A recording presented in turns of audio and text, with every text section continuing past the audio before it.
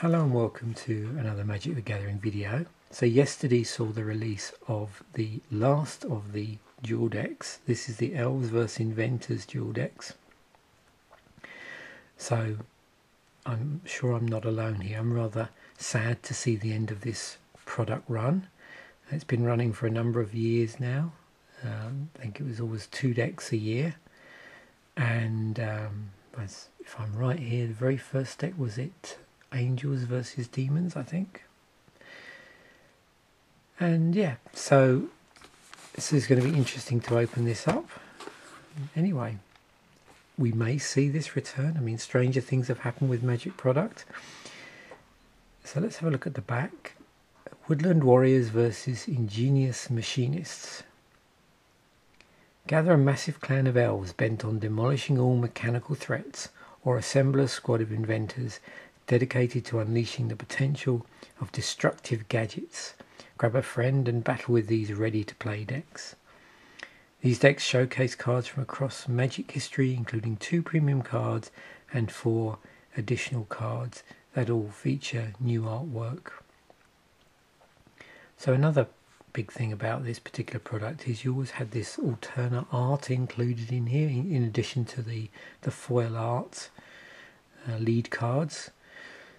And other nice touches, obviously, as it mentions, you had a nice range of cards from Magic's history. Obviously, because of some of the themes, you did tend to find that some of those cards gravitated around certain sets. But the other nice thing, if you were going to repeat play these, was the fact that it was fairly close to playing a singleton product, because quite a lot of these cards, there were only one-ofs in the decks. Some cases maybe 2s or 3s, but generally, on the lower side of multiple copies. And so that meant that the game experience there was high variability there, and high variance in what you would draw in each game, which made it an interesting product to play.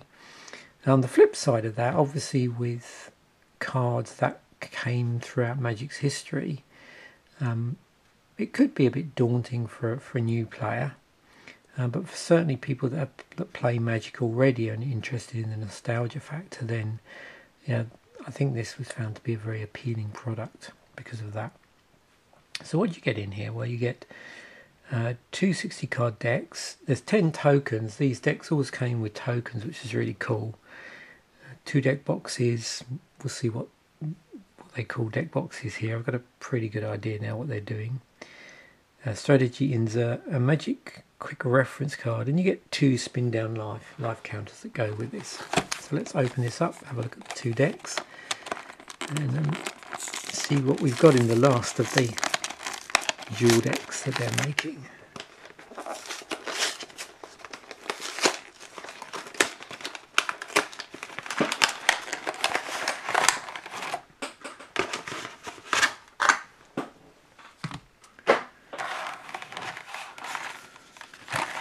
So here's our deck boxes.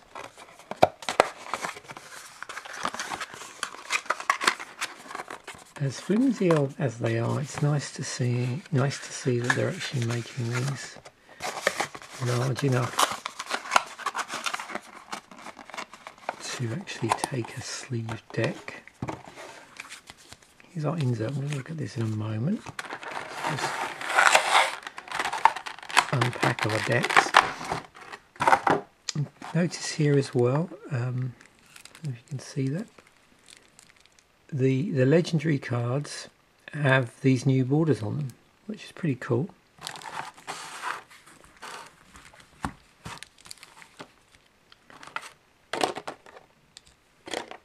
Oops. Careful with the camera.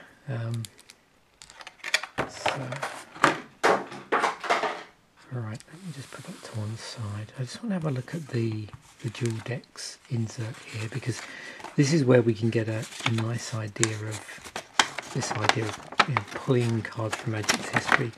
There's the set symbol, so that's bow and arrow with a cog got some example of the sort of tokens we're going to get in here.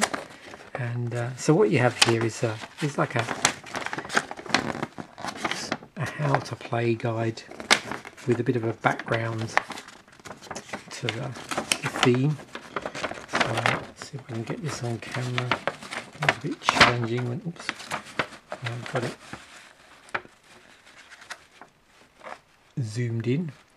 So you can see there, pretty illustrious list of older sets. The Elves ones you've got in 2015, Scars of Mirrodin, Origins, Onslaught, Kaladesh, Lorwyn, Oath of the Gatewatch, Eventide, Lorwyn, Scourge, Mirrodin, 10th edition, Scars of Mirrodin, Lorwyn again, Gatecrash, Future Sight, Origins, Rise of the Eldrazi, 2013 core set, Scourge, Oath of the Gatewatch, Onslaught, Eventide, Counter Tyr, Kaladesh, Mirrodin, Besieged, Oath of the Gatewatch, Zendikar, Onslaught, and Urza's Legacy. With the starred ones, and I don't know how clear that's coming up, those are the new artwork. So, Dwinning's Elite, stuff to look out for. It's always interesting, from a distance you have trouble sort of, well I do anyway, just seeing which one's got star next to him, which one's got TM. Sylvan's Advocate, so another one with alternate art. Wild Heart Invoker, I think. And the Orin Wreath of Elswood is in here actually in the lands. Okay, oh, they separated this out as well. A bit more detail here. So what have we got? Kaladesh, Mirrodin, Ravnica, Mirrodin, New Phyrexia. Yeah, so you're going to see stuff here from, because we're probably dealing with artifacts here, the more artifact heavy of sets. Shards of Alara, Mirrodin, Kaladesh, Scars, Mirrodin again, Conflux, 2015, more Mirrodin, Besieged, SOM. And then the non-artifact creatures, Urza's Legacy, Scars of Mirrodin, Fifth Dawn there, Ether Revolt, no surprise to see stuff from there, although not a ton of stuff. Some Magic Origin stuff. Scars of Mirrodin, Ether Revolt. Yeah, lots of Scars of Mirrodin here. Original Mirrodin, Magic Origins, Kaladesh, Darksteel. Yeah, so look at the land list here, it's pretty cool actually. This is going to be interesting to open up. They got a temple in here as well, so it was nice to see those. Prices of those can be on the higher side. So let's have a look. Let's do Elves first.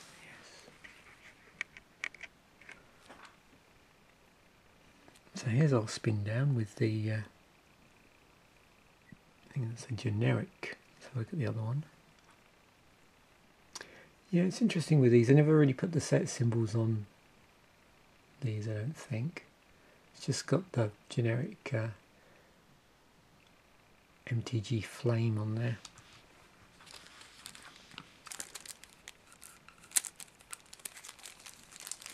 Also with these, when you compare them to other pre-con products,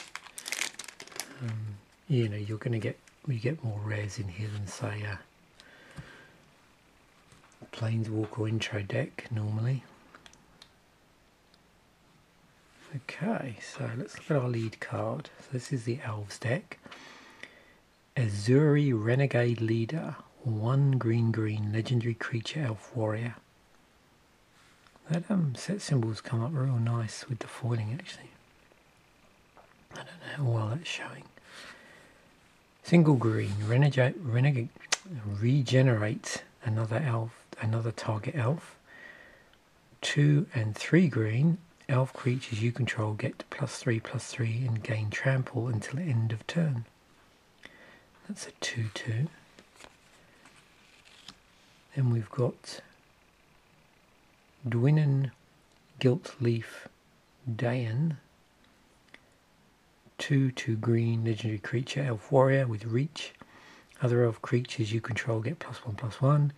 Whenever Dwinnen Gilt Leaf Dayan attacks, you gain 1 life for each attacking elf you control.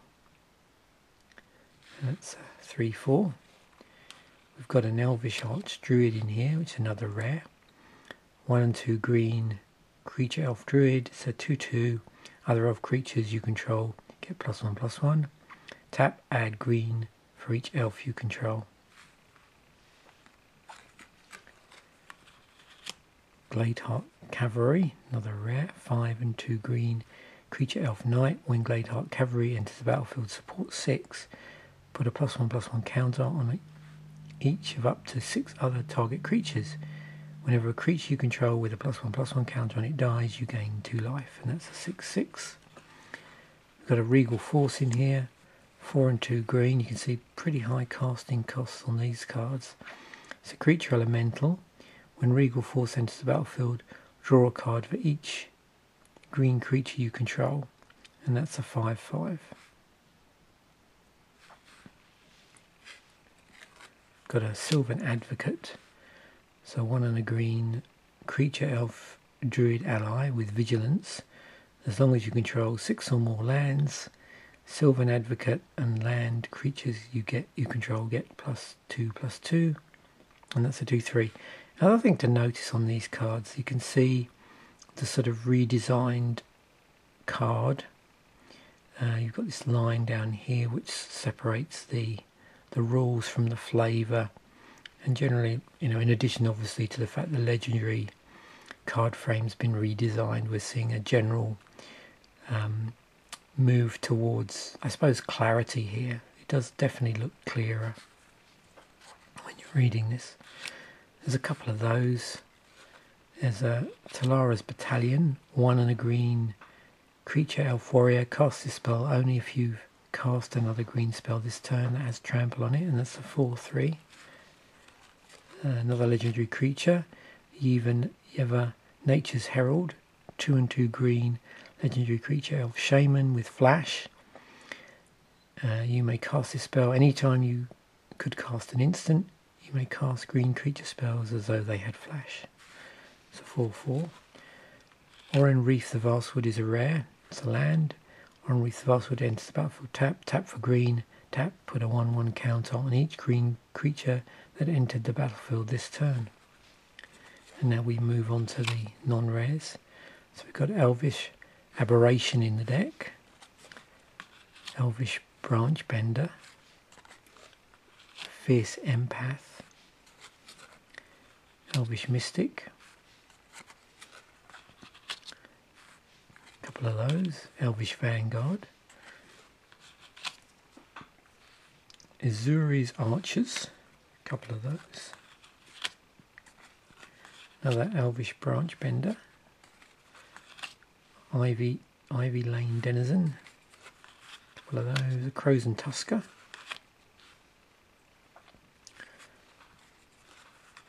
Kujar Seed Sculptor. Leaf Gilder. There's a couple of those in here. Llanowar Empath. Wild Heart Invoker. Dwenin's Elite. 2 of those.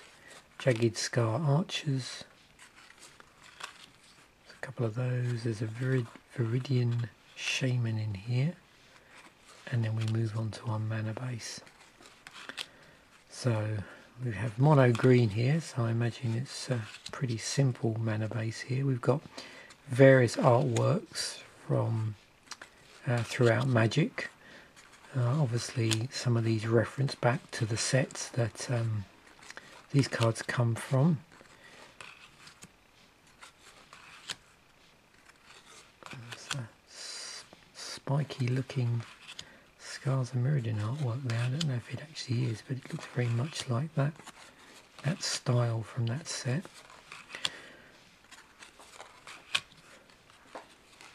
Got Tranquil Thicket in here, which has cycling on it. There's a couple of those. We've got Treetop Village. A couple of those. And then we move on to our non-creature spells. So we've got Lead the Stampede. We have a Naturalize in here. Nature's Way. A couple of those. Pretty cool artwork.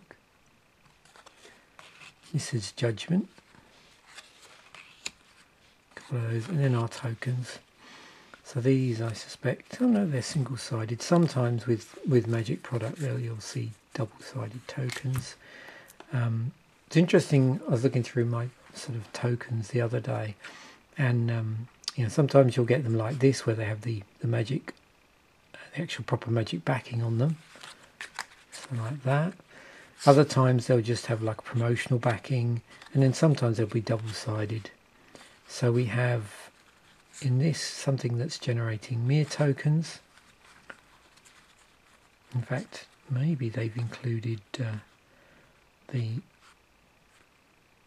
I was going to say that maybe they're including it from the other deck. We'll see what they've done here. It looks like they've just put some tokens together. So there we have the Azuri Renegade Leader. Lots of really interesting cards in here. Yeah, again, great commander fodder material. I'm sure we'll be visiting some of this stuff in the at some point, one of the series that I'm going to be doing.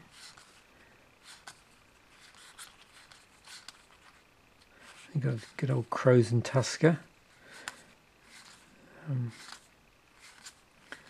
It's funny that there's always cards that I see whenever I'm putting decks together, even just assembling them in my head or looking at different things. And the two cards I always see come up the most, really. Maybe it's just because I always seem to be looking at combinations of green and black. Crows and Tusker and Shriekmaw. In fact, generally, a lot of those, thinking about Shriekmaw, a lot of those evoke creatures like Moldrifter, and there's another red one I'm trying to think of now. Is it Ingotua, maybe? So we're moving on to our other deck, which is our interesting look at, to look at this from the top. I keep wanting to say Elves versus Goblins, but of course it's Elves versus Inventors. Way back we had an Elves versus Goblins deck. So our foil on this, again at Hazy, this has what they do is they give it the mythic watermark when it's the lead card. Goblin Welder, single red, creature Goblin Artificer, 1/1, tap, choose target artifact a player controls and target artifact card in that player's graveyard. If both targets are still legal as this ability resolves, that player simultaneously sacrifices the artifact and returns the artifact card to the battlefield. And you can see here we've got a legendary, so this new style legendary border, Pia and Kiran Nalar, 2/2 green, legendary creature, human artificer. When Pia and Kiran Nalar enters the battlefield, create 2/1/1 colours, stop their artifact creature tokens with flying. 2 and a green, sacrifice an artifact. Pia and Kiran Nalar deal 2 damage to any target, and that's a 2/2. We've actually got a couple of those.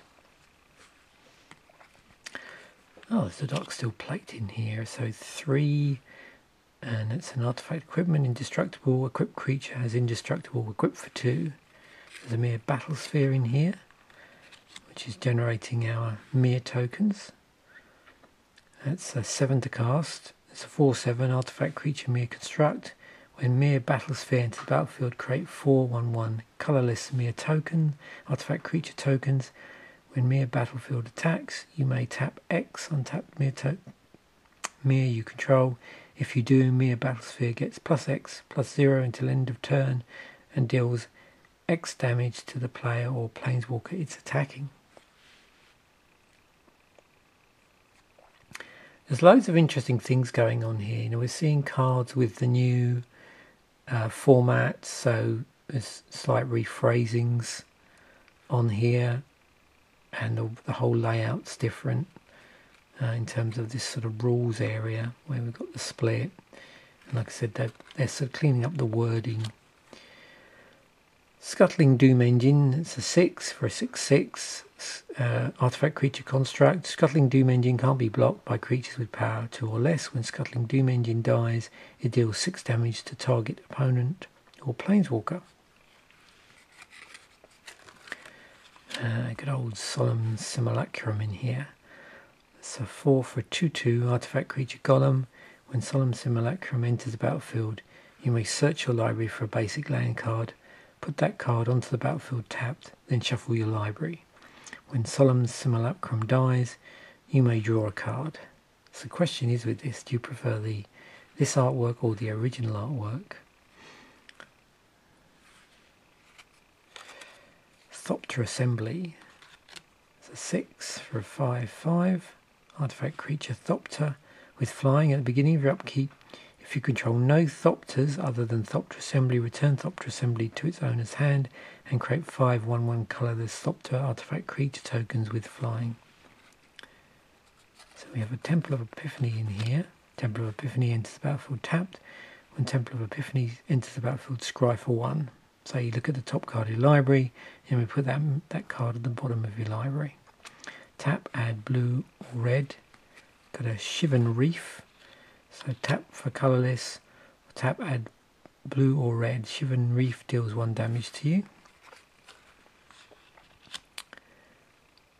Ethereum Sculptor, so we're moving onto the non-rares here. Girapur Gearcrafter. Fairy Mechanist. There's a couple of those. Trinket Mages in here. No surprise to see that in an artifact deck. Riddlesmith. Also Treasure Mage. Trophy Mage. Whirler Rogue. Another Ethereum Sculptor. Barrage Ogre. Maverick Thopterist. Reclusive Artificer. Ica Wellsprings in here. A couple of those. We've got an Inventors Goggles. Again, pretty cool artwork on that. A Mycosynth Wellspring. Got a couple of those. Mere Sire. Neurok Replica. Pyrite Spellbomb. Filigree Familiar. A couple of those. Voyager Staff.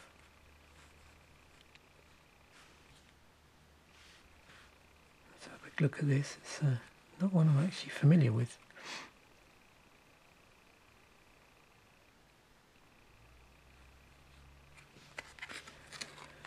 Okay, so here's our mana base. Again, we see spiky Mirrodin type land in amongst this.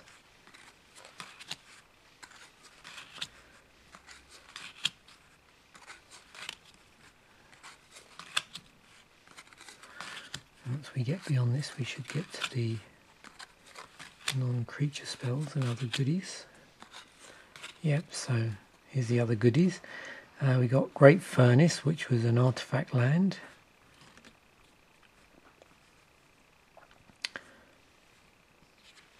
And Seat of the Synod. So we're seeing original Mirrodin here. There's a Swiftwater Cliffs. So this is the one with has an ETB where you gain life. Comes into play taps for blue or red. There's a couple of those. So we've got quite a bit of fixing and various other things going on here. We've got another artifact land with indestructible to it. Just generates generic mana there. Colourless mana. Foundry of the Consuls.